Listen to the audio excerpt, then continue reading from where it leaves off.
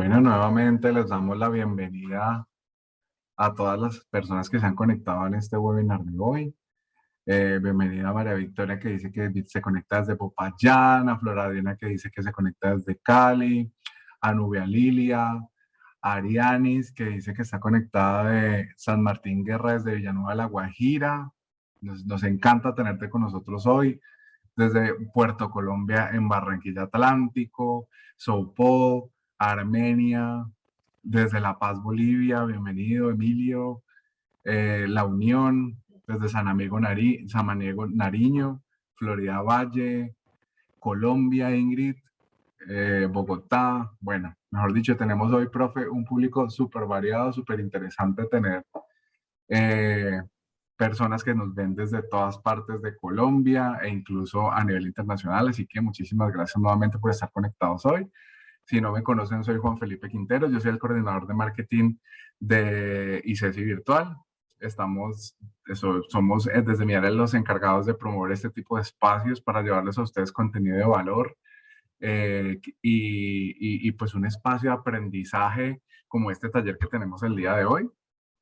Así que nos encanta poder promoverlo, nos encanta poder trabajar de la mano de nuestra directora de programas de atención a primera infancia para traerles estos espacios. Ya vamos a arrancar.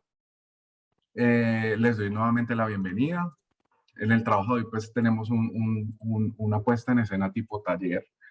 Es un webinar sobre el tema de las narrativas y las emociones de niños y niñas en primera infancia, a cargo de nuestra directora de programas de atención en primera infancia, nuestra maestría, nuestra especialización, es Jacqueline Cantor. Durante la próxima hora y media más o menos vamos a estar conectados y al final vamos a tener un espacio para resolver las dudas que nos dejen por medio del chat, así que nos gusta que estén muy activos en el chat, que nos dejen todas sus dudas, las preguntas, ideas que tengan, que vayan surgiendo en el transcurso de esta jornada. Nos interesa que nos lo dejen por medio del chat. Les recuerdo que este webinar es presentado por nuestra maestría en atención integral a la primera infancia y la especialización en desarrollo infantil y educación inicial, en la cual ya estamos en inscripciones. Si alguien de pronto está interesado en tener más información sobre estos programas, por favor déjenos sus datos en el chat y los vamos a estar contactando a través de nuestra asesora educativa, Yerly Valencia, quien estará atendiendo. Nuevamente les damos las gracias a todos por conectarse hoy y ahorita sí vamos a entrar en materia. Profe Jacqueline, bienvenida. Buenas tardes para todos y todas. Gracias, Juan Felipe. ¿Cómo están? ¿Cómo han estado? Veo que tenemos una audiencia muy nutrida. Muchas gracias por hacer parte de este trabajo del día de hoy. Pues muy bienvenidos. Mi nombre, como lo dijo Juan Felipe, es Jacqueline Cantor. Yo soy psicóloga con una maestría con énfasis en psicología cultural. He trabajado siempre en el área de desarrollo y en el área educativa. Llevo más de 20 años acompañando intervenciones educativas a través de asesorar colegios o jardines infantiles, pero también como psicóloga educativa. Y acá en ICESI soy profesora de planta de la Facultad de Derecho y Ciencias Sociales del Departamento de Estudios Psicológicos. Entonces, pues nuestro objetivo hoy es presentarles un poco una mirada que tenemos sobre dos aspectos que son centrales para nosotros en la comprensión de lo que es, por un lado, la subjetividad, por otro lado, digamos, la posibilidad de acompañar ese proceso de subjetividad en los niños pequeños del adulto. Un adulto que puede ser el adulto llamado agente educativo, maestra, o también puede ser ese adulto que es referente en casa. De alguna manera, esta es una discusión que tenemos siempre amplia, porque es un poco la pregunta de si en la primera infancia se requiere una educación que tenga que ver con contenidos o una educación que parta de los procesos subjetivos, ¿cierto? Donde lo escolar no sea el elemento central, sino lo educativo. Entonces, bueno, bienvenidos hoy. Veo que alguien dice que hay interferencia, no sé si me están escuchando bien. Pues pueden levantar la mano si están escuchando bien. Yo estoy escuchando perfecto. Para ¿Nos poder cuentan? Viviana nos cuenta si de pronto ya se arregló tu Sí. sonido. Ujú. Dice Bueno, que se escucha un poco entrecortado. pero bueno, en la mayoría se escucha bien. Estoy acá desde la universidad buscando un muy buen. Listo, si dicen que se escucha bien, listo, perfecto. Listo. Bueno, entonces hoy vamos a hacer un trabajo eh, y yo pues de antemano les pido excusas si puede parecer muy eh, apretado. Intenté sintetizar muchos elementos del trabajo que tenemos como conceptual en relación a lo que significa la subjetividad. Por subjetividad vamos a entender todo ese proceso que en el bebé se da para que él se pueda volver un ser humano. Ese es un punto de partida importante y es que nacemos entre humanos, pero necesitamos una fuerte dosis, como dice Fernando Sabater, de socialización para convertirnos en seres humanos. No es algo que se dé naturalmente. Y allí es donde aparece toda esta lógica de lo social y lo cultural y el trabajo sobre la narrativa. Entonces voy a hacer un trabajo en el cual la idea es mostrar cómo la narrativa puede permitir apoyar, acompañar esos procesos emocionales en la primera infancia y pensar un poco desde dónde se gestan esas emociones en los niños pequeños. ¿Sí? Entonces, lo que propongo trabajar hoy es, bueno, vamos a partir de unas ideas previas. A mí me parece muy importante tratar de escucharlos algunos de ustedes y poder en lo posible tomar algunas ideas para que sean como nuestro punto de partida. Luego haremos una conceptualización inicial. Voy a retomar algunas viñetas, algunas frases, pero fundamentalmente voy a tratar de hilvanar una idea central que espero poder dejar clara y es todos esos elementos que se juegan en la constitución subjetiva. Y siempre hablaremos de constituirse como seres humanos y es posible que, digamos, allí esa constitución tenga avatares y esos avatares tienen que ver realmente con lo humano. Es decir, todos los seres humanos nacemos en un contexto en el cual nos vamos a humanizar y vamos a tener experiencias que nos van a afectar y afectar con emociones agradables, difíciles, que permitirán como que esto que vamos sintiendo pueda ser nominado. Ese es un punto también importante. En los niños pequeños esas emociones empiezan a ser parte de su ser, pero a través del lenguaje, de la relación con nosotros, él podrá entender qué está sintiendo o qué no está sintiendo o qué le pasa.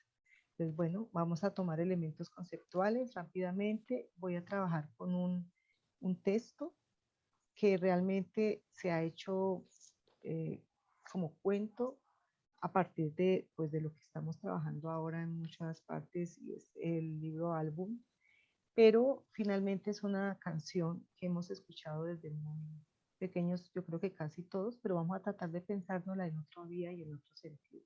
Y bueno, la reflexión final es un poco lo que podamos recuperar del taller. Entonces, bienvenidos todos y todas.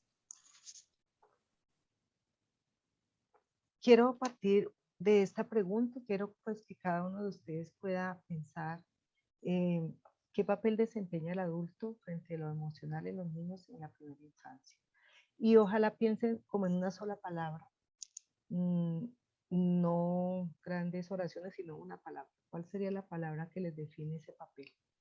Y quisiera, pues, no sé, Juan Felipe, si lo trabajamos por el chat o abrimos micrófono. En el chat, si lo van colocando, yo lo puedo ir leyendo. Y es Lo esa podemos ir palabra. leyendo. Ujú. Una Por acá, palabra. si quieres yo te lo voy leyendo, profe. Por Dale. acá dice modelador, Ujú. Nubia Liliana, Milady nos dice acompañante, Diana Villanueva dice mediador, ejemplo, regulador, responsable. ¿Quién nos puede contar algunas ideas? La pregunta es, ¿qué papel desempeña el adulto frente a lo emocional en los niños en la primera infancia? A mí me gusta mucho la palabra acompañante también, profe. Ujú. Acompañante. ¿Algo más? Modelo. orientador, regulador, acompañante, nos dice otra vez Rose. Ingrid dice, es el modelo de imitador como ejemplo para el desarrollo de la personalidad. Camila nos dice espejo. Súper interesante. Regulador y confidente. Confidente también suena chévere.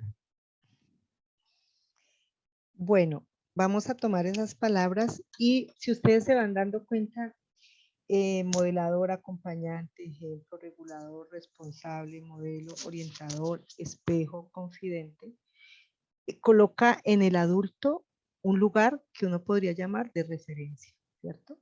Es decir, el adulto le va a permitir al niño entender qué le pasa en primera instancia y segundo, acompañarlo a poder abordar eso que le pasa.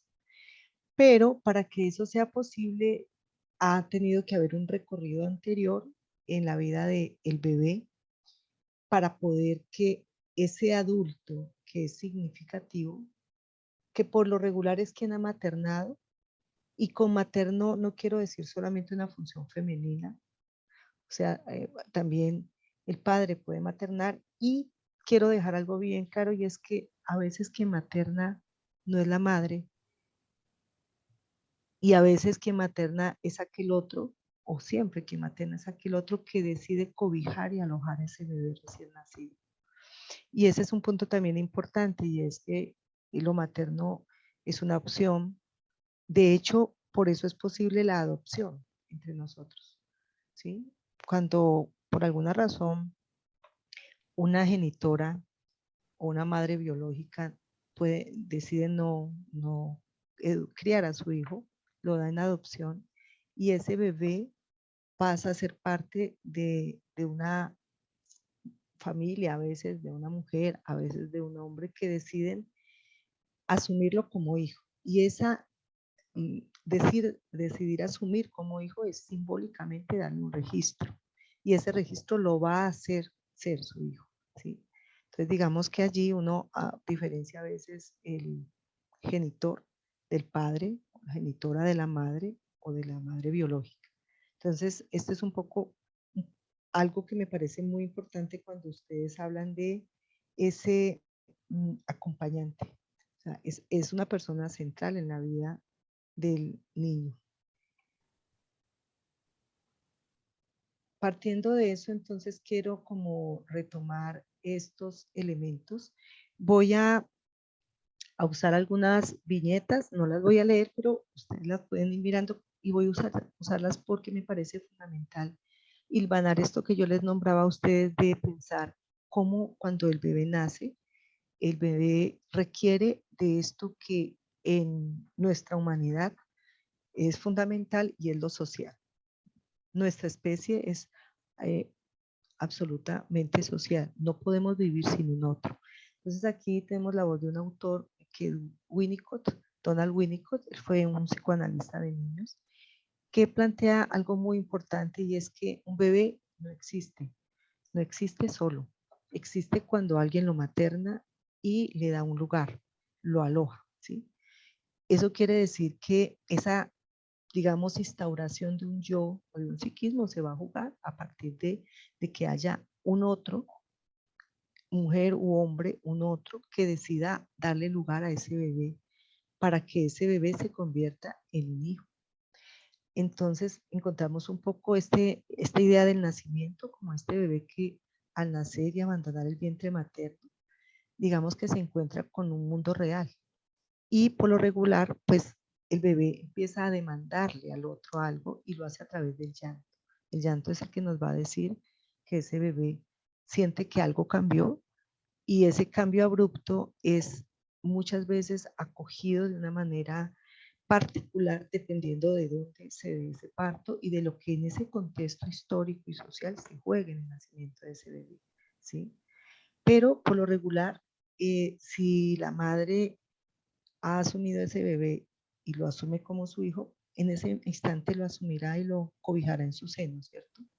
Le hablará, encontrará gestos para relacionarse con él y por lo regular, cuando se ha jugado esos 9 meses de embarazo en una historia posible para ese bebé, con esa madre, habrá palabras que ya se han hecho comunes entre ellos dos. La madre le habla a ese bebé, el padre le habla a ese bebé, si hay contexto alrededor, le hablan a ese bebé. Y cuando ese bebé nace, estas palabras vuelven a emerger y es lo que llamamos en psicología como un baño de lenguaje.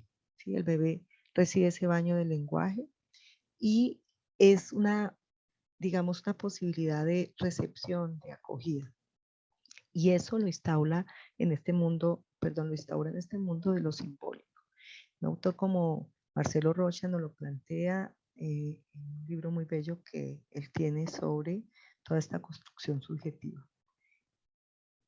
Ese recién nacido viene con un cuerpo, pero ese cuerpo, digamos que no es como el que nosotros ya funcionamos, es un cuerpo que el bebé tiene primero que conquistar a partir de que va a entrar en interacción con el otro. Primero que va a conquistar es la succión y el seno materno aparece allí fundamental, y si no hay seno como tal, aparece el tetero, que es un sustituto del seno porque el bebé requiere de ser alimentado y requiere no solo alimentado nutriciamente, sino subjetivamente. Por lo regular, se le habla, se le canta, se lo arrulla, se lo mece. Entonces, todo esto hace que el cuerpo del bebé esté totalmente cobijado y esas funciones corporales van a empezar a relacionarse con ese otro. El bebé inicialmente lanzará la mano, la pondrá sobre el seno y la madre le significará eso, diciéndole me quiere tocar, está lindo, el bebé tiene la mano suave y hablándole como le hablan por lo regular en ese lenguaje que se constituye entre esa diada inicial que va a acoger al niño, ¿cierto? Entonces, de alguna manera ese lenguaje vuelve e incorpora esa mano. Ya la mano agarra, pero el bebé coge fuerte y la madre dice suave, acaricia, le va dando el tono, y aquí el tono emocional es muy importante. Entonces, digamos que en este proceso él va a ir construyendo su cuerpo a medida que constituye su subjetividad, constituye una identidad, quién es, cómo se llama, qué le gusta. Miren que las personas que hemos tenido cerca bebés inicialmente, vamos dándonos cuenta y percatándonos del ser del bebé a partir de cómo él nos hace entenderlo. Entonces el bebé va a empezar a tener unas ciertas maneras y formas que quien está al lado de él, quien lo materna, va a empezar a interpretar. Y empieza un código en el cual el bebé dice o hace algo y la persona que está al lado de él lo interpreta. Dice, tiene hambre, tiene frío, tiene sueño, es hora de jugar, es hora del sol. Y los que estamos alrededor y no tenemos ese nexo nos quedamos sorprendidos porque no entendemos cómo lo interpreta. Quiero mostrar esas interpretaciones porque eso es lenguaje, ¿cierto? Ese lenguaje va armando una serie de procesos entre ese adulto o esos adultos de referencia y ese bebé. El bebé va incorporando esto que es el lenguaje y luego va entrando en esta construcción de la lengua y va empezando a hablar. En la medida en que él empieza a hablar, empieza a preguntar, empieza a señalar, empieza a indicar qué quiere saber del mundo. Y el adulto, ahí las frases que ustedes traían tan importantes, acompañante, ejemplo, regulador, aparece porque es ese adulto el que en ese momento va a interpretar para el niño el mundo, ¿sí? Y va a interpretarle las respuestas que el adulto va a dar al niño, las preguntas que el niño hace, ¿cierto? Eh, Aquí nos plantea Marcelo Rocha un elemento interesante y es que el niño está a la casa de preguntas, una cacería de preguntas una tras otra, más o menos 3, 4 años, es insaciable ese por qué esto, por qué lo otro, qué pasa aquí. Y de alguna manera ese adulto que él escoge para hacer esas preguntas es fundamental, ¿sí? ¿Por qué? Porque dependerá de la manera en que ese adulto se instaure en esas respuestas, cómo se las satisfaga, cómo lo reenvíe a hacer más preguntas, cómo lo inhiba o lo calle. El futuro de ese niño respecto a esas preguntas tendrá mucho peso, ¿cierto? Por eso Marcelo dice que para que las infancias existan es importante que nunca se acaben esas tan preciadas persecuciones de adultos que las constituyen y las moldean. Miren que esto de constituir y moldear es un poco lo que ustedes han nombrado inicialmente, ¿cierto? orientar, modelar, tiene que ver con todo eso que el niño recibe de ese otro, va dándole un lugar a él para hacer en la vida, ¿sí? Niño o niña.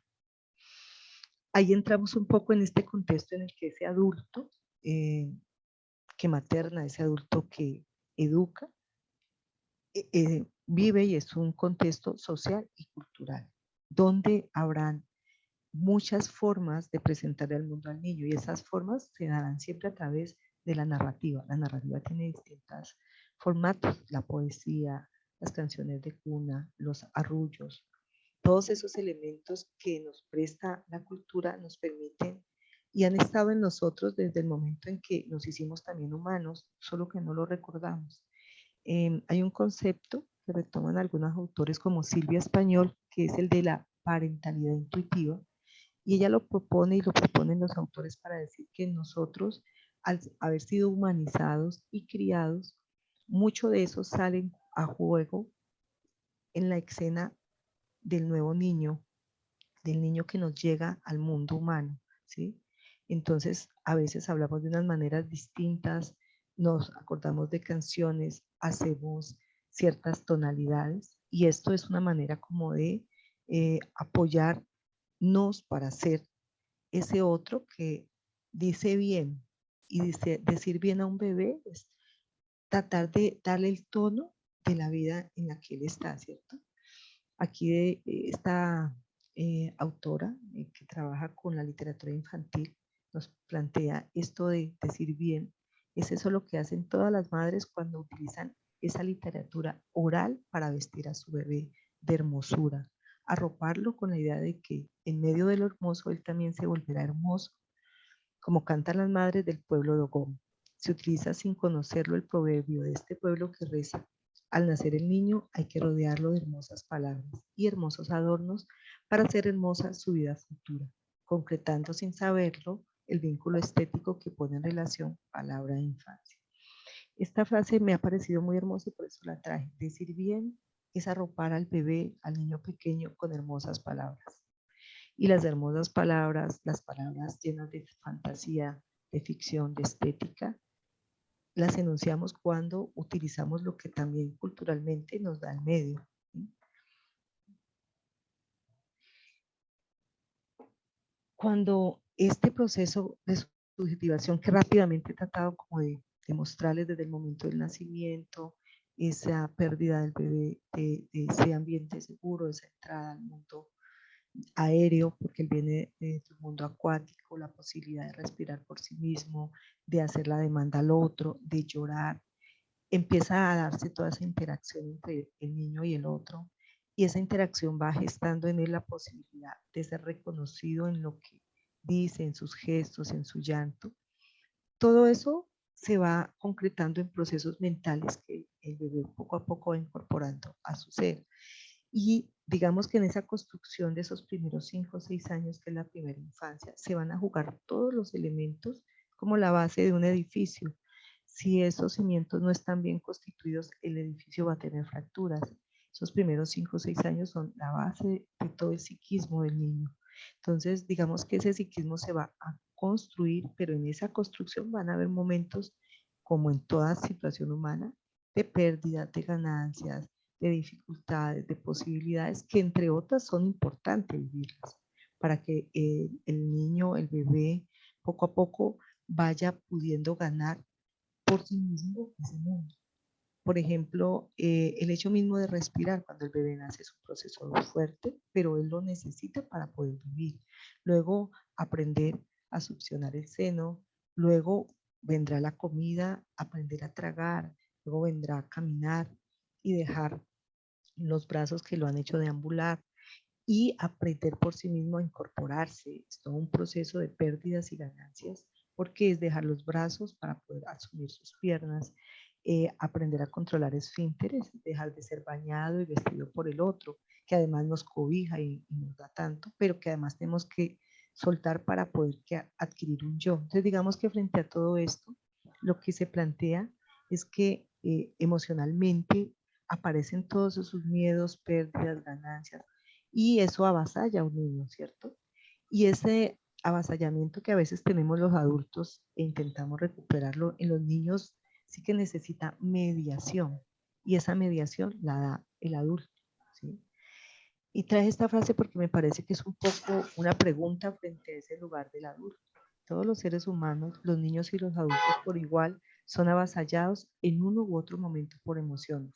Si bien los mayores se aplican muchas veces a intentar inhibirlas o incluso a refugiarse en el silencio, los niños pequeños tienden más bien a manifestarlas con intensidad. Experimentan desde muy jóvenes la alegría, el enojo, la tristeza y la ansiedad con su cauda de consecuencias para sus conductas y sus relaciones. Acompañarlos en sus emociones es reconocerlos como personas cabales. Este punto que trae Turín es fundamental, reconocer a un niño, reconocer a un bebé como un sujeto que puede expresar emociones, es darle voz. Y a veces no venimos de una cultura en la cual nos dieron voz, tal vez todo lo contrario, no nos la dieron y nos cuesta a veces incluso enterarnos que nos sentimos mal, que algo nos duele, que algo nos afecta, nos cuesta nominarlo, decirle al otro. Entonces, de alguna manera, este trabajo que estamos haciendo ahora con la primera infancia, de tratar de recuperar esa voz en los niños, tiene que ver con enterarnos de que esa salud mental pasa porque todas esas emociones, todos esos procesos que son eh, necesarios a vivir, pueden ser acompañados de maneras distintas. Eso no quita el dolor, pero sí permite que el dolor pueda ser abordado de una manera distinta y en los niños se vayan generando lo que llamamos los psicólogos los recursos psicológicos para enfrentar una situación emocional, porque siempre las tendremos. Aquí voy a retomar 4 elementos que quiero que tengan en su cabeza, que es el sostén, la presencia-ausencia, la autonomía y el espacio seguro. Estos 4 elementos los voy a retomar porque, como lo dijo Juan Felipe, la idea es un poco recuperar estos elementos a través de la narrativa en un ejercicio corto que quiero proponerles. Y la idea es que podamos pensarnos estos elementos luego en el texto que les traigo corto y podamos encontrar cómo eso aparece en narrativas que ya circulan cerca de nosotros y de pronto no las miramos. El sostén es un elemento fundamental en la vida del bebé, del niño pequeño, ¿sí? El sostén es esa posibilidad que tiene el niño de ser acogido y de alguna manera contenido emocionalmente, físicamente, desde que nace. Uno de los primeros elementos es el cuerpo a cuerpo. Y luego vendrá el ritmo. El ritmo es todo lo que acompaña la entonación, no solamente de la voz, sino del caminar. Cuando un bebé nace, ha estado 9 meses en el vientre de la madre que ha caminado y ahí ella, sin tener algo presente, va meciéndolo porque el líquido amniótico devuelve al niño ese ritmo del caminar de la madre. Por eso muchos bebecitos cuando lloran necesitan ser caminados en la casa y uno los camina y ellos se van tranquilizando porque van recuperando perceptualmente eso que los cobijaba en el vientre, los vuelve a cobijar de otra manera afuera, lo mismo la voz de la madre, ¿cierto? Y esto se hace efectivo también en canciones de cuna, en arrullos, ¿sí? Y eso sostiene y protege al bebé. Recuerden un poco la frase que les traía al principio de un baño de palabras que sostiene al bebé, ¿sí?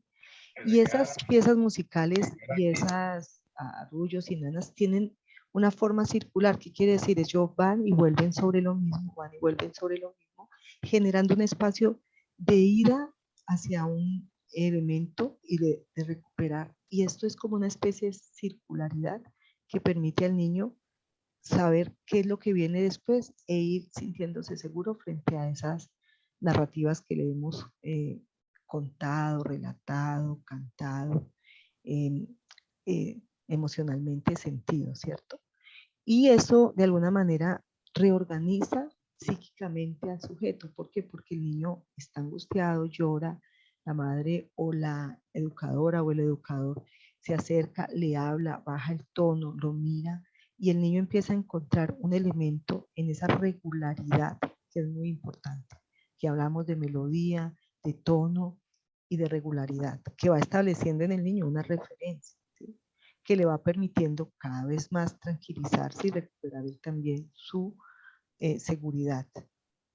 Luego viene esta presencia-ausencia, cuando el bebé construye esa relación tan importante con esos adultos de referencia y esos adultos de referencia lo han asegurado de una manera muy profunda. De todas maneras, esa seguridad del niño la tiene que introyectar porque el niño va a ir al mundo.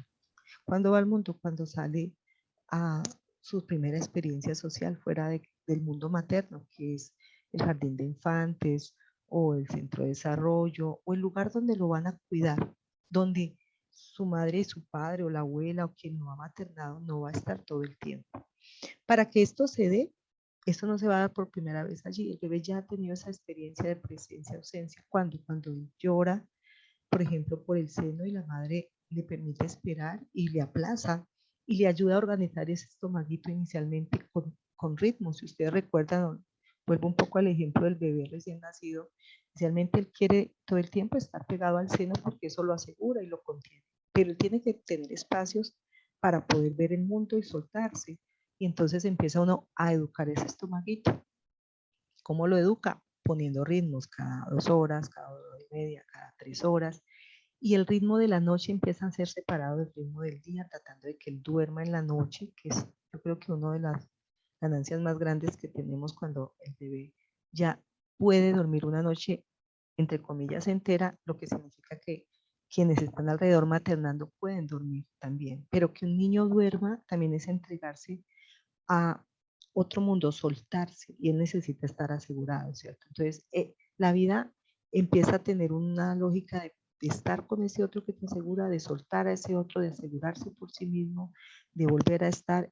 Las palabras, los muñequitos, los olores, las formas, acompañan a los niños en esos momentos en que se desaseguran. Todos hemos visto a los niños entrar a los jardines, a los centros de desarrollo muy pequeños y necesitar de el dedito de la madre, el dedito de la maestra, el muñequito, la mantica, la cobijita, los deditos cuando ellos mismos se auto eh, apoyan, ¿sí? Metiendo el dedito en la boca o cogiendo su cabellito. De hecho, nosotros los adultos hacemos muchas de esas cosas cuando estamos desasegurados. Ir a casa, meternos en nuestra habitación, apagar luces, cerrarnos, son maneras de recuperarnos.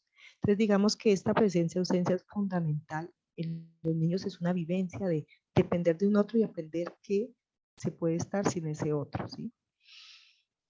Al respecto, Yolanda Reyes plantea los poderes mágicos para evocar simbólicamente la ausencia que llegan con semejante explosión del lenguaje no solamente son propicios a la experiencia literaria, sino que también la reclaman con urgencia como necesidad vital para el desciframiento de un mundo con tantas tensiones contrapuestas que parecen no tener cabida en el lenguaje cotidiano. Viene el proceso que hemos ido construyendo con esta charla, que es el de la autonomía, y es ir aprendiendo a ganar elementos propios, pero también a soltar elementos del otro. Y allí todo lo que significan los miedos a esa independencia, el yo solito, el yo puedo, que significa en un momento dado que el bebé o el niño pequeño empieza a probarse y el adulto tiene que permitirle que eso se dé, ¿cierto? Jugar, vestirse solo, correr, comporta peligros, peligros reales o peligros imaginados que uno trata de simbolizar con los niños a partir de juegos. Si ustedes recuerdan el lobo, el juego del lobo, jugaremos en el bosque cuando el lobo no está aquí, lobo está. Entonces empiezan todos estos juegos que nos devolvemos a la infancia, nos traen miedos, pero que si se juega tiene un sentido jugarlo y es que el niño está en un espacio seguro jugando al lobo en su espacio y ese lobo está frente a él y él puede responderle y preguntar, ¿lobo estás? Mientras él juega. Y el lobo responde, sí, estoy aquí, ya voy a salir, me estoy bañando. Y muchos de esos elementos que este juego propone es como esos elementos de autonomía. Ese lobo se viste, se baña, se organiza y cuando sale arrasa, pero resulta que ese niño que ha estado tentando al lobo es un niño que va cogiendo la posibilidad de enfrentar el miedo, de devolverse, de asegurarse de tranquilizarse, de asustarse, de gritar, de correr, de ser atrapado, y como el juego lo protege, simbólicamente el lobo lo atrapa, pero no se lo come porque la ficción permite saber que eso es un como sí. Entonces, eso también permite en un momento regular, pero depende de cómo lo hagamos, en qué tono juguemos, qué posibilidades les demos a los niños de acuerdo a su desarrollo motor. Y todos estos elementos se conjugan en ese adulto protector, en ese adulto espejo, en ese adulto que en un momento dado tiene que prestarle la mano al bebé o al niño pequeño para que él sea el lobo, pero acompañado del otro, o que él pueda ser una de las ovejitas y pueda estar en ese bosque que hemos simulado y aprender a soportar el miedo, la ansiedad, la espera, que son emociones que tienen que ser trabajadas, porque no, cuando lleguemos a la adultez, pues no va a ser fácil lidiar con lo que la vida nos propone. Eso significa aprender a estar en un espacio seguro, fuera del nicho materno y paterno, ¿sí? Los otros son muy importantes en nuestra vida. No somos y no podemos ser sin la presencia de un otro, a través del cual nos construimos y nos reconocemos. Nacemos por el deseo de un otro y nos constituimos desde esa base fuerte, y una vez que nos sentimos listos, salimos a la búsqueda de relacionarnos con otros, otras personas diferentes a nuestros familiares que encontramos en el espacio social. Esta ida y vuelta significa que la seguridad de nosotros se va y tiene que estar el niño sin nosotros y ser capaz de. Hay un cuento muy interesante que es La familia de la soga, y es muy interesante porque lo que proponen es que esa madre ha generado una soga entre todos sus miembros, los miembros de su familia, y ella siempre sabe dónde están todos, pero todos están contenidos allí. El problema de tener una soga entre todos es que estamos seguros, pero no podemos soltar.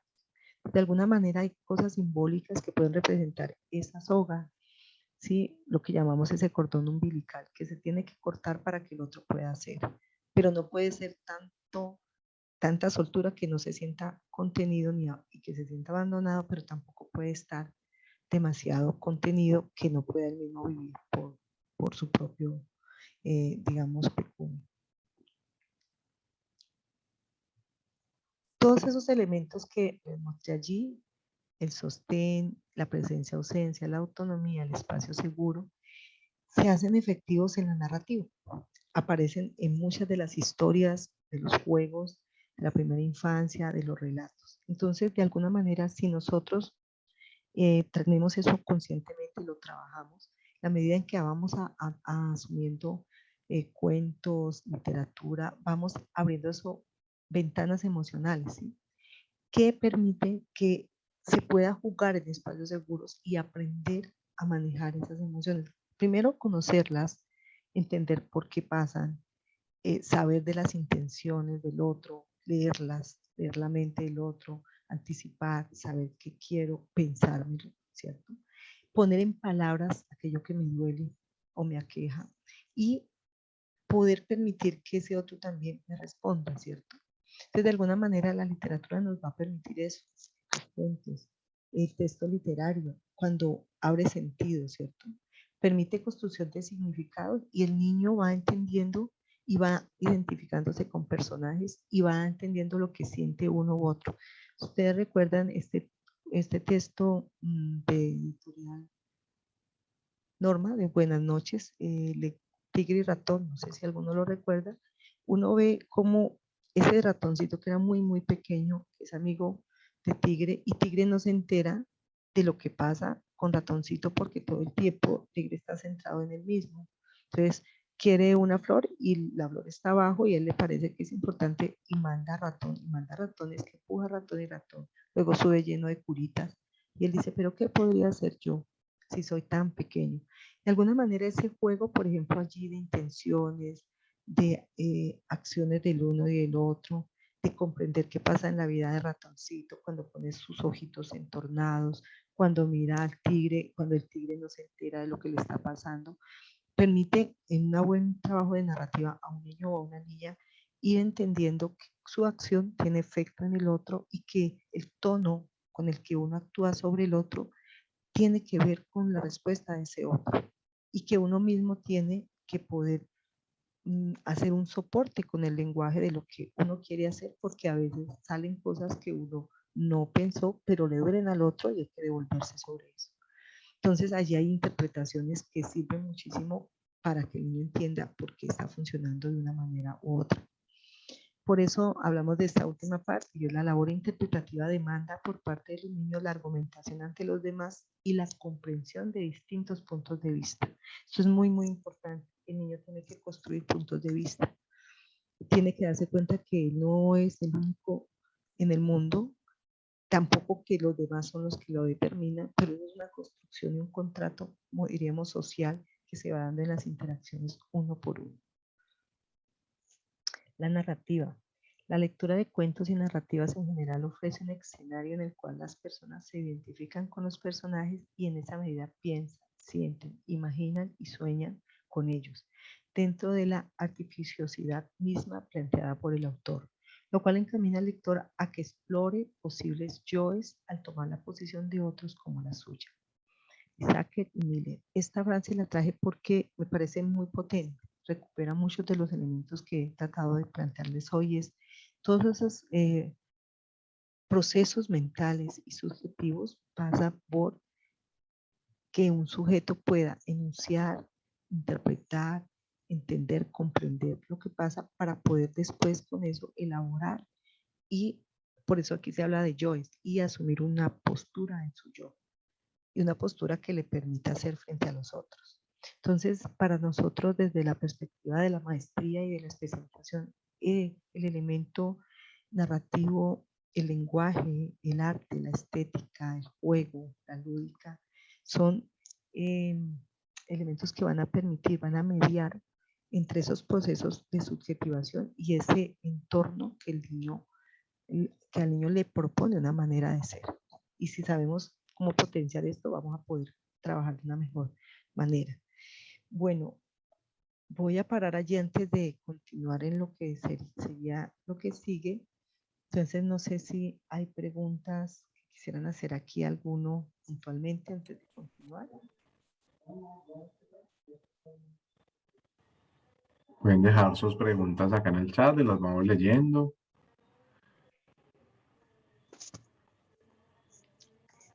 Me excusan si fui muy sintética, pero intenté recuperar lo que más podía para poder dejar como unos elementos allí claves. Por acá Yolanda Sierra nos comenta, gracias, se realizó el ejercicio investigativo doctoral referente a desarrollo integral y cuerpo, y lo que comentan está muy interesante y pertinente. Yolanda Sierra nos comenta. Muchas gracias, Yolanda. En este momento no nos han dejado preguntas, pero las pueden dejar. Igual podemos ir avanzando y yo te las voy contando, Bueno. creo que si nos dejan. Listo. Entonces, para el siguiente ejercicio, quiero que recuerden estos elementos que llamamos como ejes para, digamos que esta es una apuesta que tenemos también dentro del trabajo de la universidad, y es cuando estamos trabajando desde la narrativa, uno de los puntos claves es leer el texto en el formato en que lo tengamos y tratar de pensar cuáles serían como los ejes a partir de los cuales vamos a trabajar el texto, ¿sí? Porque todos los textos no trabajan lo mismo, hay textos que tienen énfasis en unos elementos y en otros. Entonces, este que les voy a proponer ahora, para que lo trabajemos en conjunto, tiene estos elementos que nos parecieron claves: el sostén, la presencia-ausencia, la autonomía y el espacio seguro, ¿sí? Entonces, voy a dejar de compartir. Por acá Pedro nos deja una pregunta. Clave los cuentos sin letra, la estructura de la rutina. Sí, es verdad. Existe el libro álbum que nos permite jugar con otro lenguaje, que es el lenguaje incluso del espacio, del dibujo, del color, de la forma. Esos también son elementos que permiten que en la medida en que los trabajemos con los niños pequeños, ellos se sensibilizan y abren una ventana más amplia de todas esas posibilidades que tenemos, ¿sí? de esas lecturas posibles. Y Bueno, Camila nos hace una pregunta sobre la maestría, pero que dice, muchas gracias, en la maestría se ahonda por las diferentes pedagogías alternativas. bueno, nosotros en la maestría trabajamos más que pedagogías alternativas, hacemos propuestas para comprender la vitalidad en el bebé y como qué elementos jalonarían esa vitalidad. Entonces la estética, la narrativa, el juego, la corporalidad, son elementos claves para nosotros, ¿sí? Entonces desde allí, digamos que hay algunas propuestas pedagógicas que jalonan estos elementos y pueden entrar a discusión. Pero un poco nuestra perspectiva es que el estudiante pueda capturar la esencia de esos procesos para que puedan interrogarlos frente a las pedagogías que se les presenten, ¿sí? Y puedan entender un poco cómo funciona. Por acá tenemos una pregunta sobre el tema, profe. Rose B nos dice, ¿de qué manera la literatura como arte temporal se relaciona con el juego como recurso?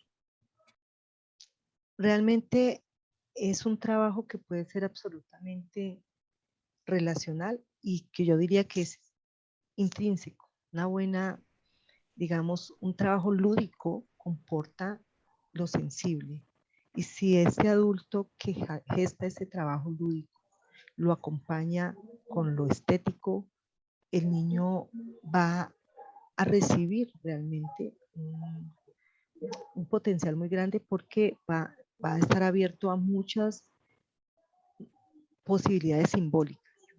Y eso va a gestar en él elementos en su parte cognitiva, emocional, relacional, además de la motora, porque digamos que el cuerpo en sí mismo es un cuerpo que se puede también trabajar desde lo estético, no solamente desde el deporte, sin que esté diciendo que no haya que hacerlo, sino que la educación física aquí se cuestiona un poco desde el lado más bien de la construcción de la corporalidad, ¿sí? Y obviamente el niño disfruta el sentir su cuerpo en el viento, eso es también incluso poético.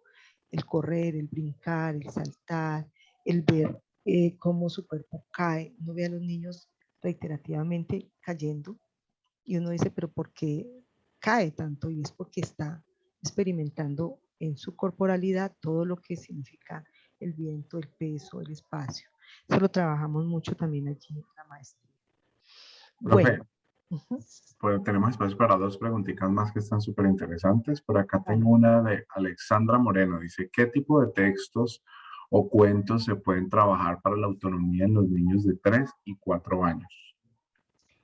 Bueno, pues mira, yo sé que hay muchísimos cuentos. Este, por ejemplo, que vamos a trabajar ahora, uno podría hacerle las preguntas, porque lo que es interesante de la buena literatura, ¿qué es la buena literatura? Es la literatura que te permite estar sobre esos puntos centrales de, yo a veces lo digo de esta manera un poquito fuerte, de los dramas humanos, es poner en contexto esos elementos que nos van a hacer sujetos. Entonces, ¿cómo somos sujetos? Cuando nos vamos sujetando más a nosotros mismos y soltando del otro de quien dependemos, ¿sí? Nunca dejaremos de depender porque somos seres sociales y relacionales. Hay unas series, digamos, que apoyan mucho más que otras porque permiten una amplitud de sentidos y significados para interpretar. Hay muchos textos nuevos.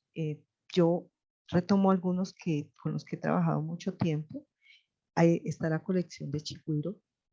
Y si recuerdan, hay unos primeros cuentos de Chigüiro donde no aparece el lenguaje escrito, sino que está todo en la imagen y en el interjuego entre el color y la imagen. Entonces, Chigüiro vive unas experiencias en momentos donde uno siente que el niño requiere algunos aspectos para trabajar. Entonces hay distintos cuentos de Chigüiro, por ejemplo. Hay uno que me encanta mucho y es Chigüiro Aboyata, y es donde aparece como la relación de Chigüiro con sus padres y cómo él quisiera como crecer más, ser adulto, y empieza todo un interjuego allí entre lo que pasa con lo que le propone el padre y digamos que tras bambalinas la madre, ¿sí? Chigüiro se va de casa también, es decir, hay elementos que permiten allí aspectos a trabajar. Está también una serie que yo trabajé muchísimo y analicé muchísimo, que era la de Franklin, la tortuga. porque a Franklin, si ustedes se acuerdan, cada vez que inicia el texto cuenta un poco la ganancia que tiene Franklin. Franklin ya sabía amarrarse los zapatos, sabía esto y esto otro, pero entonces aparece el conflicto del momento. ¿Sí?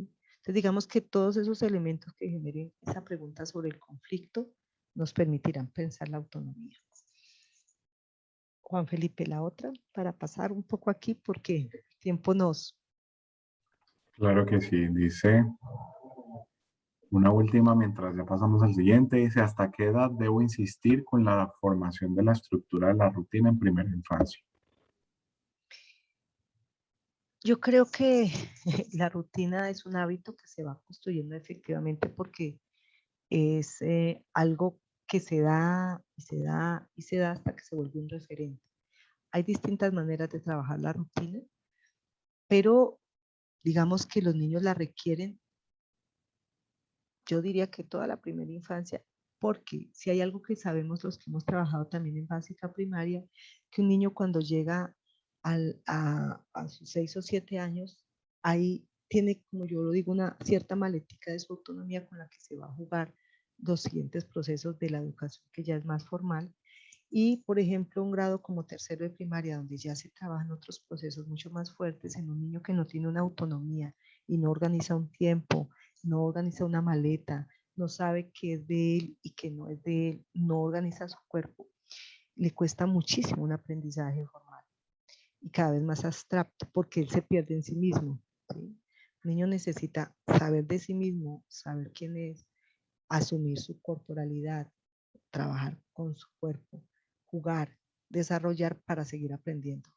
Entonces, digamos que allí cambiarían como las rutinas, pero digamos que es un proceso que se va constituyendo de manera distinta dependiendo de los momentos. Bueno, entonces los invito a pensar, este es un texto que como ustedes ven es una cancioncita, cantinela que hemos muchos de nosotros cantado y que quiero que miremos ahora de otra forma. Aquí los necesito como muy activos, entonces allí, pues Juan Felipe que está leyendo el chat nos ayuda, ¿sí? Entonces quiero Claro que que sí. miren muy bien esta imagen eh, y quiero que piensen un poco cuando ven esta imagen, ¿a qué hace referencia esta imagen? ¿Qué representa esta imagen? Entonces, por favor, escriben en el chat para poder.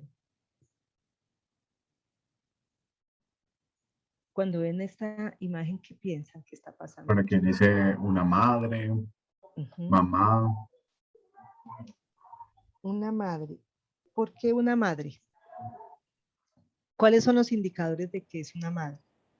dice la mamá haciendo mercado, una ama de Ujú. casa, nana, está feliz, dice por las diferentes funciones maternales, cuidado, una madre porque carga todo, la Ujú. repetición, rol de mamá en labores del hogar, Miren lo mamá lindo de de lo que vamos compras. diciendo y es una madre, voy a tomar esta frase porque carga todo. Si nos devolvemos un poco a lo que veíamos en nuestra conceptualización, ¿a qué haría referencia esa frase? Una madre que lo carga todo, una madre que está, si vemos las chispitas un poco de sudor, que es una madre presurosa, llega rápido, ¿qué pasa con ella? Protectora, proveedora, seguridad y sostén. Exacto. Como que no le caben más en las manos, ¿cierto? Vive agitada, agotada. Es. Y esa imagen es común para nosotros los que trabajamos en primera infancia. Una mujer sustenta el desarrollo de varios seres humanos. Sí, dicen que sí. ¿Nos podría representar un poco? Muy común, dice Alexandra Moreno. Sí, los niños tienen mucha vitalidad. Uh-huh. Y queda uno exhausto, ¿cierto? Entonces, de alguna manera, esta madre va llegando allí cargada, tiene sus manos llenas, tiene bolso y tiene bajo su alita algo más encima de todo. Entonces, los pollitos dicen,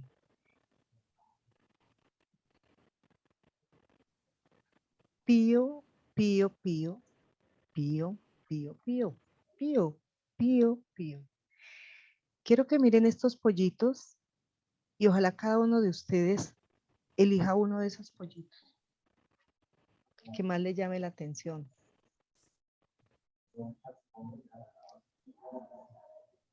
Y ese que les llamó la atención, quisiera que pudieran pensar qué emoción está representando. Y que por favor algunos nos regalen esas respuestas en el chat. Si quieren para ese ejercicio, pueden levantar la mano y escuchamos 3 respuestas. ¿Te parece, Perfecto, profe? En perfecto. audio. Ayúdame a manejar eso porque aquí no alcanzo a verlo. Pero tú sí. Claro, ¿quién me levanta la mano primero por acá? Para que nos cuenten qué pollito escogió y que por aquí me levantó la mano Rose. Vamos con Rose. Listo, Listo, Rose. Bueno, Luego sigue María Victoria. yo considero que el rojo está contento. Está contento. ¿Qué te hace pensar que está contento?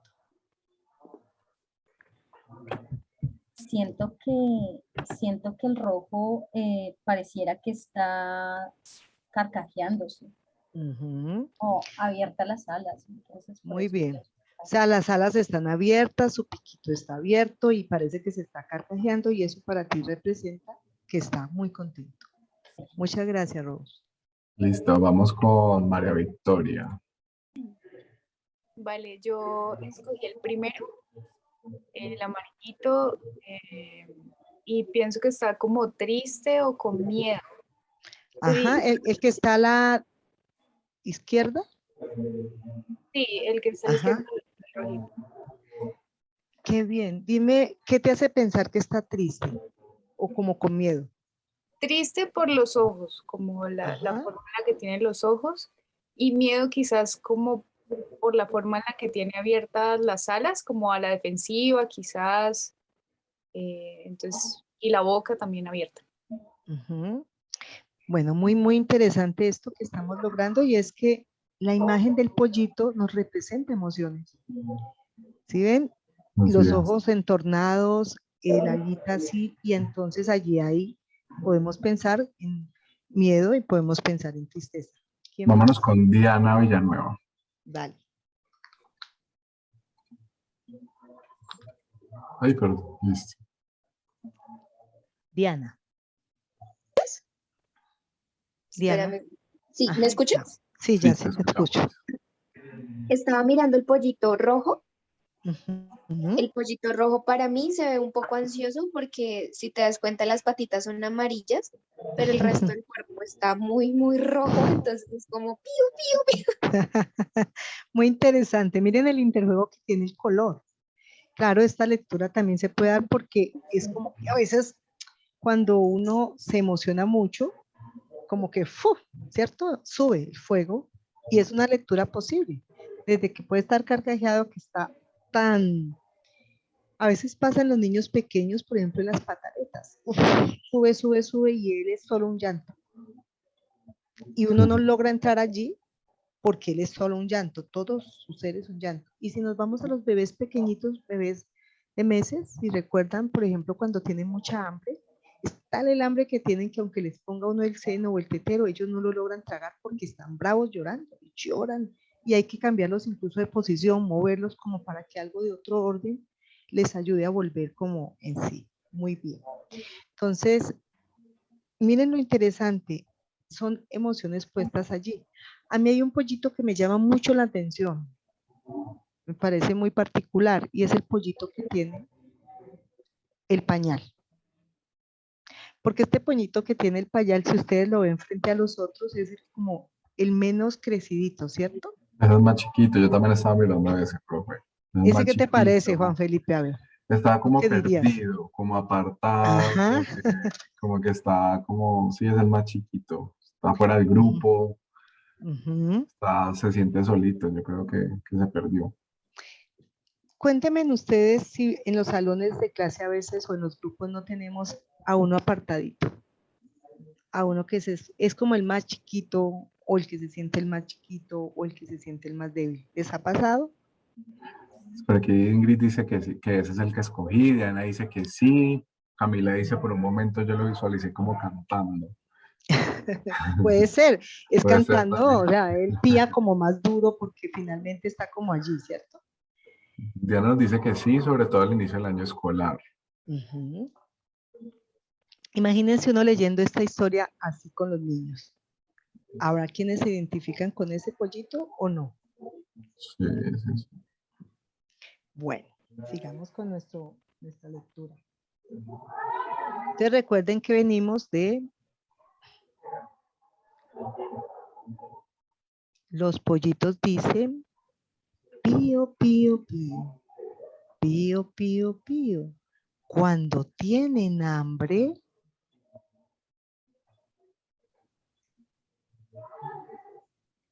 cuando tienen frío.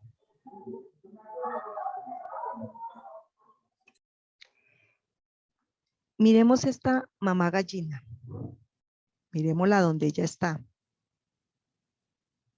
¿Qué sentirá al ver estos pollitos allí? ¿Cómo están esos pollitos? A ver quién nos apoya un poquito con eso. Si los pollitos tienen frío. Inquietos, felices, intranquilos, los pollitos felices. Uh-huh. A ver quiénes siguen su pollito. Recuerden que han elegido un pollito, ¿no? Felices, el pequeño llora, ella angustiada, alegres, están esperando la ayuda de mamá. La mamá está contándolos, no había visto, pero sí, la mamá que supervisa. Las mamás supervisan a veces los baños, el baño del pequeño. Miren, esa gallina tiene en la mano ¿qué? Levantada. Ajá, está haciendo este gesto. ¿Qué nos puede indicar? A ver, ¿quiénes de los que están allí nos pueden contar un poquito qué podría estar haciendo esta gallinita allí? Dice que está contando, dirigir, está pidiendo precauciones, está dando instrucciones. Ajá. Pero guiar, pero tiene en la otra mano un cepillo. ¿Qué intentará hacer ella con ese cepillo? Acá nos dice, se puede representar con algo de miedo cuando todos los niños están haciendo algo y debes estar atento de todos. Es tener muchos ojos, ¿cierto? Cuidado, dice Ingrid por allí. Exacto. Entonces es una imagen que nos trae varios polluelos, cada uno con características particulares, pero que dejan ver emociones, ¿cierto? Y vuelve y aparece el del pañalcito. Pero volvamos a esta imagen de la mamá gallina. Tiene en su mano un cepillo. ¿Qué irá a hacer ella con ese cepillo? Por aquí nos dice ayudarlos a bañar, tal vez los convoca, les dice hijos tengan cuidado con el agua, ya voy a bañarlos, observa, refiere la actividad a desarrollar. Mire, precioso esto que me están diciendo. Ya voy a bañarlos. Los va Esto a bañar. Sí. es un juego muy lindo porque cuando el niño es pequeño, el bañarlos es como parte de ser madre o ser educador o educadora. Pero llega un momento en que ya toca tomar distancia y ellos se tienen que bañar solos. ¿Qué pasa en ese momento cuando uno ve que el niño entra al baño y sale y a veces no sale tan bien bañado? ¿Cuál es la tentación?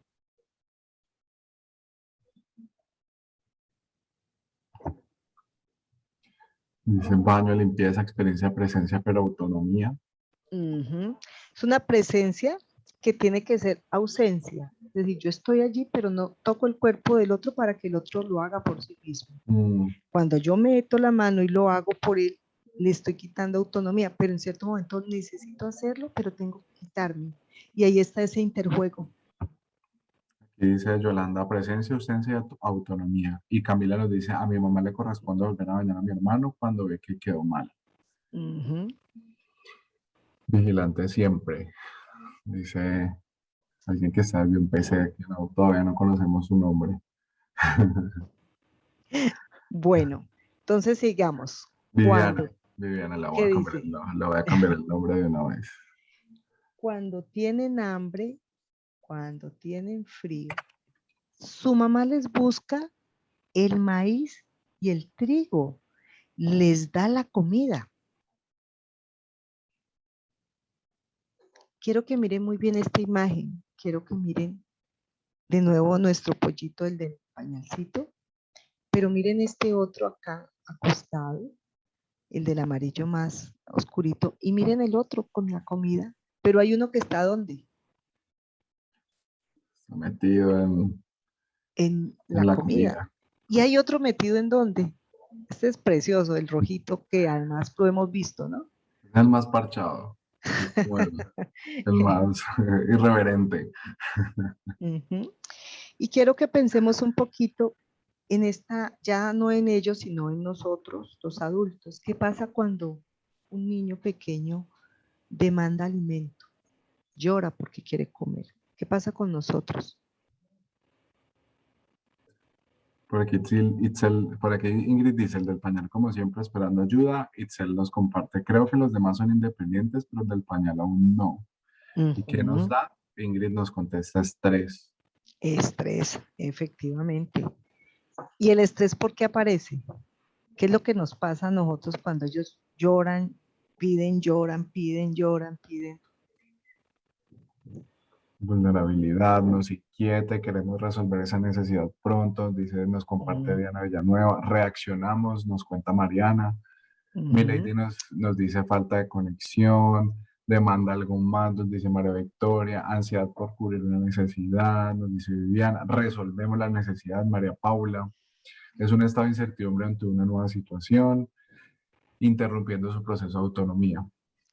Entonces se dan cuenta cómo todos estos procesos trabajados así van gestando las emociones, porque uno entiende que esa mamá que está allí medio metida, que sus paticas están como medio, no tan puestas en el suelo, si la ven, ¿sí?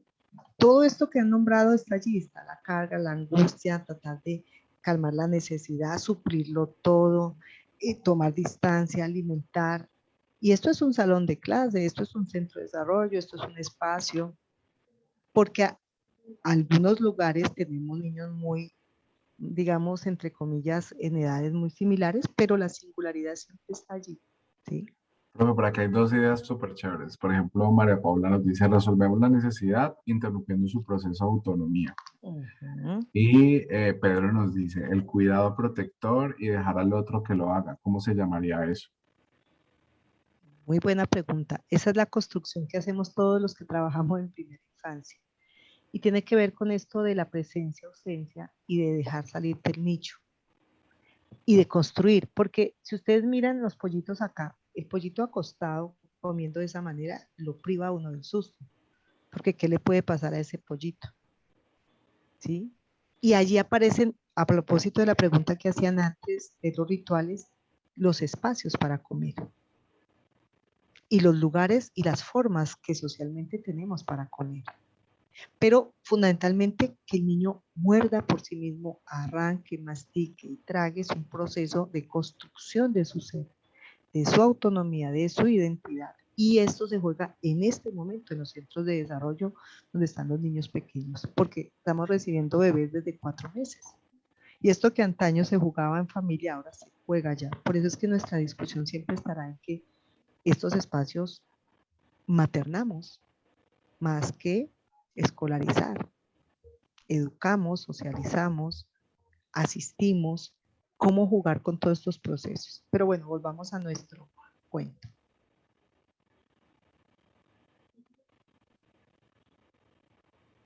Los pollitos dicen, pío, pío, pío, ¿cuándo tienen hambre? ¿Cuándo tienen frío? La gallina busca el maíz y el trigo, les da la comida y les presta abrigo. Miren esta imagen. ¿Cómo la podríamos definir a nivel de emociones?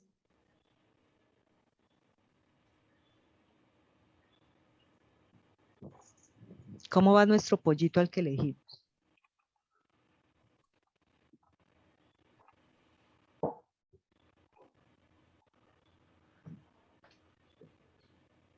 El mío sigue muy vulnerable todavía.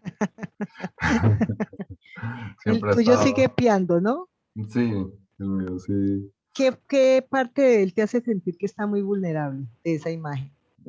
que está así con la cabeza hacia arriba, como pidiendo ayuda, así como con las alitas hacia arriba. Por acá en el chat nos dicen, es dependiente de su madre, están felices menos el pequeñito, prestado abrigo la responsabilidad de mi cuidador, su mamá les da mucha atención, el rojo bromea, muy dependiente el chiquito, el gallo que hace compra la ropita, y el gallo que hace compra la ropita. Me parece maravillosa esa pregunta, porque finalmente es la voz del padre también la que hay que traer a estas historias, ¿sí? Y este padre, si lo colocamos ahí en una función proveedora, hay que enaltecerla, porque es que hay roles. A veces el rol de proveer lo tiene la madre, a veces el rol de proveer lo tiene el padre, a veces en las rutinas entra uno y el otro. Este texto nos trae esta vertiente, pero eso no niega la otra. Y ahí es donde las voces múltiples, las distintas interpretaciones entran. Y por ejemplo, esta voz que nos pregunta por el gallo siempre aparece en los niños y entonces aparece esta función y se enuncia y se nombra y se trae, ¿sí? Y esto hace que aparezca también la posibilidad de ese otro y de esos puntos de vista. Entonces, este juego es muy importante, y llamo juego es un poco a esta construcción porque es lo que se hace con un texto cuando se lee con los niños. Hacer el énfasis, por ejemplo, el pollito que está acá acostadito con su gorrito. Este pollito nos deja ver algo especial frente a este momento, distinto al que está con las pinticas rosadas, ¿cierto? ¿Y qué me dicen del que se está poniendo la camisita y no se le ve la cabeza? Todavía no la logra sacar. De pronto se asusta. Esos procesos pasan en los niños cuando se están tapando y se asustan y allí necesitan de ese otro de referencia, como en la palabra que ustedes han hecho sobre la autonomía. Nombraban al rojito jugueteando.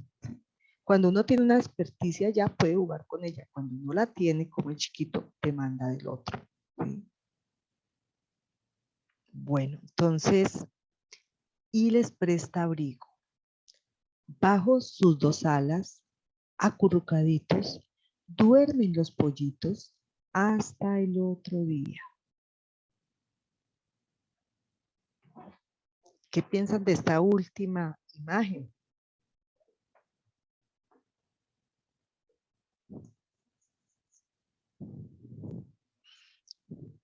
¿Qué pasa cuando uno está tan acogido bajo el ala? Porque eso es muy lindo. Aquí es la metáfora de estar bajo el ala, ¿no? De ese sujeto protector. ¿Pero de qué protege? Por aquí nos dice Itzel, protección de la madre. Mi pollito no ha cerrado el piquito en todo el cuento. El pequeño inquieto se salió de su abrigo. Seguridad. Sigue el más pequeño, muy vulnerable, está casi fuera. Muy lindas las frases, ¿no? Miren la vulnerabilidad frente a la precocidad. Uno podría pensar en el rojito como este que quiere salir al mundo ya. Y mírenlo allí, sin el abrigo, pero él parece no estar como muy mal. Parece, sin embargo. Los otros están dormidos y ese gesto de los ojos, y uno puede jugar con los niños en ese momento aquí, tornen los ojos así y empiecen a conectarse con eso que sienten al dormir, porque a los niños les cuesta mucho dormir porque hay muchos miedos allí en ese momento de soltarse, ¿sí? Muchas posibilidades porque es ir a un espacio donde se contienen solos y aparecen las preguntas de quién duerme solito, quién ya está en la cama, quién ya dejó el pañal, quién no lo dejó. El pequeñito que sigue vulnerable pues va en proceso, entonces él se demora, pero miren el gesto de la mamá gallina hacia allá. Ella mira hacia allá, o sea, ya sabe que falta que llegue uno, ¿cierto? Entonces, aquí aparecen, pensemos qué emociones pueden gestar en los niños esta imagen. Imaginémonos, viéndole a los niños, imaginémonos qué emociones pueden ellos empezar a vivir a partir de la imagen. Seguridad, nos dice María Victoria. En general, seguridad, autonomía, protección, amor, seguridad, paciencia, el cuidado es permanente de un alto nivel y acorde a las necesidades del grupo, nos comparte Yolanda. Espacio seguro, seguridad, amor, nos dice Arianis. Miren que, Contención, tranquilidad. miren que esa palabra que acaba de salir de contención tiene que ver con el sostén, la idea de sostén. ¿Sí? Estamos allí. Está presente, está apoyando, pero ella no puede traer al chiquito. El chiquito llega por sus propios medios. ¿Sí? Y eso es muy interesante porque otro podría traerlo cargado y allí esa posibilidad de él se obturaría, ¿no? Ella espera, está con su ala extendidita para que él llegue. Y eso uno lo muestra en el texto y va señalando estos elementos y esto permite a los niños, esta imagen siempre me acuerda de este cuento clásico, a mí me encantan los cuentos de hadas, de los 7 cabritos y el lobo. Ese cuento a mí siempre me ha parecido fantástico, con todos los procesos que mueve, y ver que es ese cabritillo el más pequeño, el que logra de miedo meterse en el reloj de la pared, y es el que se salva de que el lobo se lo trague, y es el que finalmente le dice a la madre lo que ha pasado. Entonces digamos que tener miedo y esconderse es un recurso subjetivo. Entonces no es válido decirle no tengas miedo, sino, bueno, hay miedo y jugar al miedo permite ir asumiendo estas posibilidades subjetivas de enfrentar esos riesgos de la vida, ¿sí? En un como sí simbólico que permite ir y venir.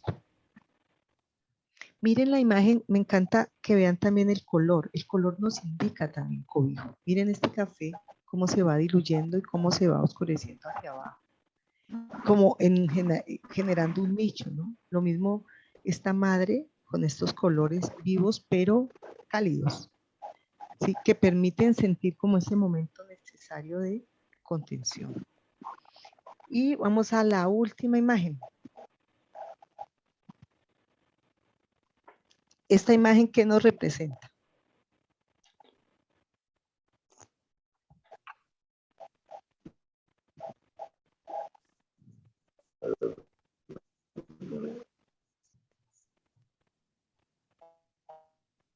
Para cerrar esto, ¿qué ha pasado aquí?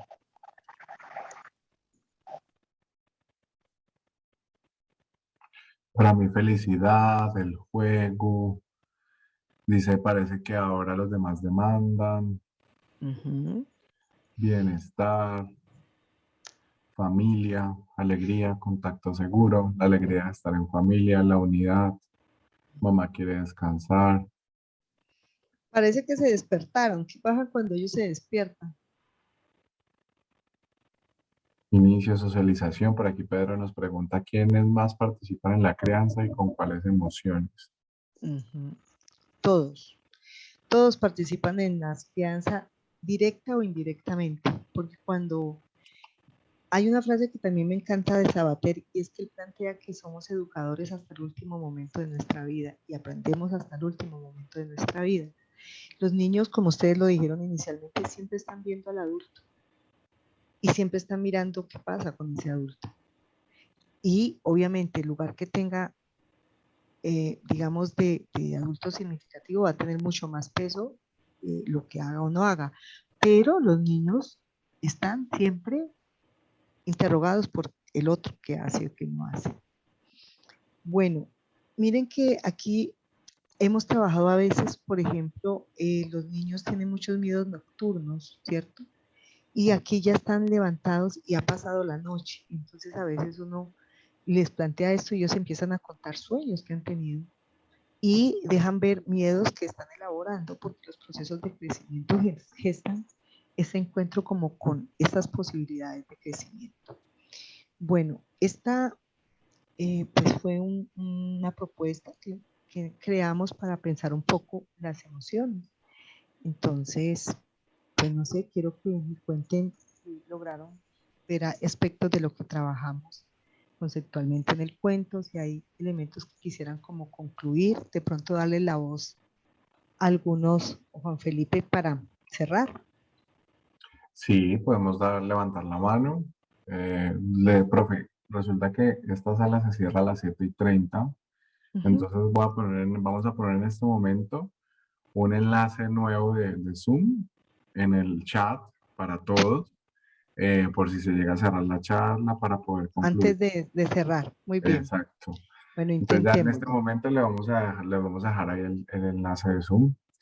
Sin embargo, pueden ir levantando la mano para poder darle la palabra y que nos cuenten un poco de su reflexión, del trabajo de hoy. Por aquí está Rose. Vamos a arrancar con Rose. Rose. Sí. Me preguntaba si este cuento, pues por ser un libro álbum y demás, estaría como ubicándonos en primera infancia, pero habría posibilidades de usar este cuento como mediador del juego. Sí, sí, y es más, en algún momento lo trabajé con adultos mayores. Es que eso es lo bello de la narrativa. Y fue muy lindo porque eran unas abuelas y unos abuelos que sentían mucho dolor porque en casa pues cuidaban los nietos, pero los hijos, muchos estaban como sintiendo que ellos malcriaban los nietos y ellos hacían su mejor esfuerzo. Entonces hicimos un trabajo para recuperar ese lugar que para ellos era importante. Y esto es para decirte, Rox, a todos que la narrativa se puede trabajar de distintas maneras. Y el punto es encontrar sobre qué aspecto vamos a trabajar, porque la buena literatura es amplia en sentidos y significados. Por acá, profe, nos dice, Karen nos comparte, una imagen tiene muchas palabras que expresan diferentes emociones y esa es la forma que debemos trabajar con los pequeños, que ellos se expresen. Muy bien. Sí, nominar, nombrar, lograr que sientan y pongan a ese sentir conciencia, es darle nombre a las emociones y hay que ayudarlos. Y los personajes permiten vivir eso. Por ejemplo, cuando ustedes dicen el pollito rojo es esto, es aquello, ustedes qué piensan, y los niños dan nombres y empiezan a decir, es que él es muy, y les cuesta esa palabra y se la prestamos, les vamos prestando las palabras con un sentido y un significado. Súper. Profe, ¿te parece si les dejo aquí en este chat el material para que descarguen la presentación y el cuento, para que lo tengan ahí, nuestros participantes en sus procesos también? ¿Te parece? Sí. Les estoy poniendo en el chat el enlace de descarga de una vez para que lo guarden. Ahí está en una carpetica las diapositivas y el cuento. Por acá, Pilar, recuerden que si se nos llega a cerrar la sala, nos vamos para la otra para ya cerrar definitivamente. Nos dice Pilar, muchas gracias por compartir tan valioso tema y reconocer el valor inalcanzable de la literatura y las herramientas que nos brindan desde la emocionalidad y el permitirse ser. Bueno, qué bien que les haya llegado. Ese era el objetivo. Muchas gracias a todos. Por acá Blanca nos dice la responsabilidad de la palabra en la primera infancia. Dice Rose, muchas gracias por la generosidad de ese espacio. Y pues yo creo que cerramos, profe. ¿Tú qué dices? Sí, pues muchas gracias a todos y todas. Y bueno, hay muchos webinars que pueden ustedes acceder. Tenemos varios, hemos hecho 18. Entonces, para que se nutran también, nuestro interés también es apoyar todo el trabajo de primera infancia. Muchas gracias por estar aquí. Muchas gracias por acompañarnos el día de hoy. Les recuerdo que este webinar de hoy fue presentado por nuestros programas de maestría y especialización en atención integral a la primera infancia. Si desean tener más información, nos escriben por el chat. Nosotros vamos a estar en contacto con ustedes. Lo vamos a incluir en nuestra base de datos para que reciban información sobre nuestros webinars. Recuerden seguirnos en nuestras redes sociales. Aparecemos en Instagram, Facebook y YouTube como Universidad ICESI Virtual. Muchísimas gracias por acompañarnos, profe. Excelente Muchas gracias. tema, excelente jornada. Muchísimas gracias a ti por... Muchas gracias a todos. Muchas gracias. A todas.